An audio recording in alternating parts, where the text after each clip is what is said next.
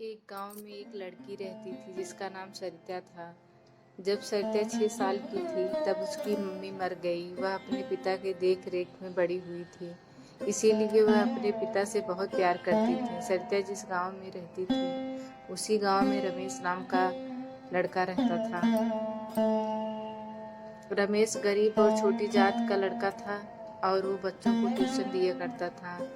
और सरिता रमेश को अक्सर बच्चों को पढ़ाते हुए देखा करती थी। सरिता के पिता गांव के ही स्कूल में अध्यापक थे। सरिता रोज सुबह स्कूल में पढ़ने जाया करती थी। रमेश भी उस स्कूल के रास्ते से ही बच्चों को पढ़ाने जाया करता था। अक्सर दोनों एक दूसरे को देखकर नजरें झुका लिया करते थे।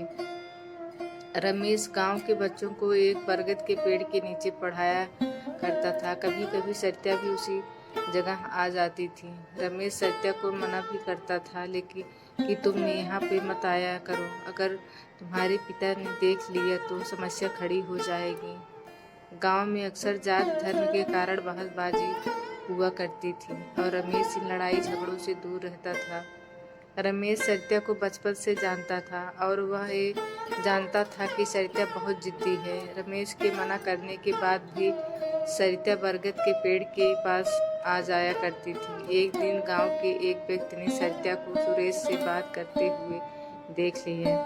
फिर उसने ये सारी बात सरिता के पिता को बता दी। पिता ने अगले दिन सरिता से कहा, तुम जल्दी से तैयार हो जाओ, तुम्हें देखने लड़के वाले आ रहे हैं।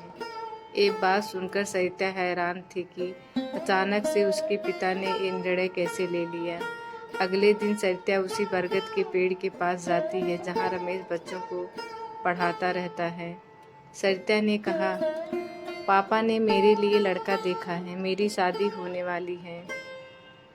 ये तो अच्छी बात है, रमेश ने कहा सरिता से, लेकिन मुझे शादी नहीं करनी है, यह मुझे यहीं रहना है इसी गांव में। सरिता ने कहा रमेश से, क्यों, ऐसा क्या है इस गांव में जो तुम यहाँ से जाना नहीं चाहती हो? रमेश ने कहा सरिता से, क्योंकि इस गांव में पापा हैं और तुम हो। इतना कहकर सरिता वहाँ से चली जाती है। रमेश अब समझ चुका था कि सरिता उसे पसंद करती है और रमेश के दिल में भी सरिता के लिए प्यार था, लेकिन उसने कभी भी अपने दिल की बात सरिता को नहीं बताया। रमेश ने गांव की जातिवाद समस्या की वजह से अपने प्यार को दिल में ही दबाए रखना था। लेकिन जब सरिता ने उसे कहा कि उसकी शादी होने वाली है तब रमेश के दिल की धड़कनें तेज हो गई थीं। लेकिन उस समय रमेश ने सरिता के सामने ऐसे बात किया मानो जैसे कि उसे कोई फर्क ही न पड़ा हो। अब दोनों के दिल में एक दूसरे के लिए प्यार था, लेकिन उन्हें समझ में नहीं आ रहा था कि अपने प्यार का इजहार कैसे करें। इधर सरिता का रिश्ता तय हो गया। अगले ही महीने उसकी शादी होने वाली थी। 2 सप्ताह से रमेश ने सरिता को कहीं नहीं देखा। किसी ने बताया कि उसकी शादी तय होने के कारण अब वह घर से बाहर नहीं निकलती। रमेश अब उसी बरगद पेड़ के पास जाकर सरिता की पुरानी बातों को याद करता। उसे अब कोई रास्ता नहीं दिखाई दे रहा था। अगले सोमवार को शिवरात्रि पूजा थी। रमेश सुबह से ही मंदिर के पास खड़ा था। उसे उम्मीद थी कि सरिता मंदिर जरूर आएगी और कुछ देर बाद सरिता मंदिर आती है। रमेश तुरंत मंदिर की गेट के पास जाकर खड़ा हो जाता है। सरिता की नज़र रमेश पे पड़ी वह तो रमेश को देखकर मायूस हो जाती है। जब सरिता पूजा करके मंदिर से बाहर निकलती है तब रमेश उसे मिलने का इशारा करता है।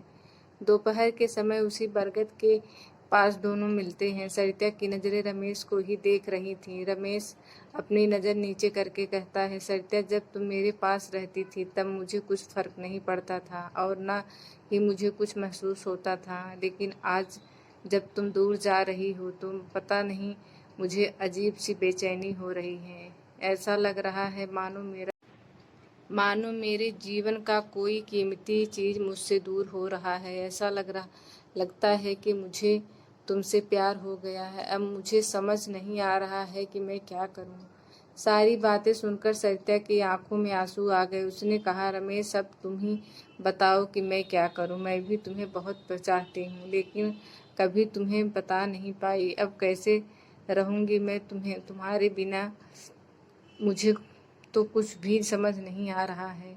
अंत में रमेश ने सरिता से कहा, कहा कि चलो हम दोनों यहीं से कहीं दूर भाग के शादी कर लेते हैं, लेकिन सरिता ने रमेश को मना कर दिया क्योंकि सरिता को अपने पिता की इज्जत और गांव में उनके मान सम्मान के बारे में सोचने लगी और वो ऐसा कोई कदम नहीं उठाना चाहती थी जिसकी वजह से उसके पिता का सिर झुके। सरिता ने रमेश से कहा कि अगर मैं इस गांव से भागती हूँ तो मेरे पिता का क्या होगा, वह तो किसी से नज़र नहीं मिला पाएंगे, इसीलिए मैं भागकर शादी नहीं कर सकती। कुछ समय तक रमेश ने भी सोचा और उसे भी सरिता की बातें सही लगी, तो अब आखिर में दोनों के पास बिछड़ने के अलावा और कोई दूसरा रास्ता नहीं था। दोनों ने जी भरकर एक दूसरे को देखा और अंत में दोनों ने एक दूसरे को गले लगाया और हमेशा के लिए एक दूसरे से जुदा हो गए और वह बहुत रोई।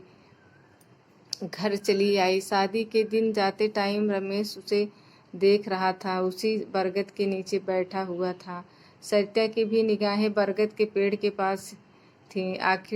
आखिरी बार जी भर के देखना चाहती थी। रमेश को तड़पता देखकर सरिता तड़प उठी। ससुराल में जाकर सरिता ससुराल की जिम्मेदारियों में अपने को ढाल लिया। सास ससुर सब ठीक थे। सरिता को बहुत प्यार करते थे, लेकिन पति शराब पीता था। पी के सरिता को मारता पीटता था। फिर भी सरिता उसे कुछ नहीं कहती थी, अपने पिता से कुछ नहीं बताती थी। शादी के कुछ समय बाद उसे एक बेटा हुआ। मनसे के चलते उसके पति की मौत हो गई। उसके पापा बहुत रोए और भगवान से कहा। बचपन में उसकी माँ छीन ली, जवानी में पति, और बहुत रोए। यह खबर सुनकर रमेश बहुत दुखी हुआ। उसके पापा ने कहा मगर सरिता ने दूसरी शादी नहीं की, अपने बेटे के साथ ससुराल में रहती है। रमेश ने शादी नहीं किया और वह सरिता के पिता के साथ रहता है।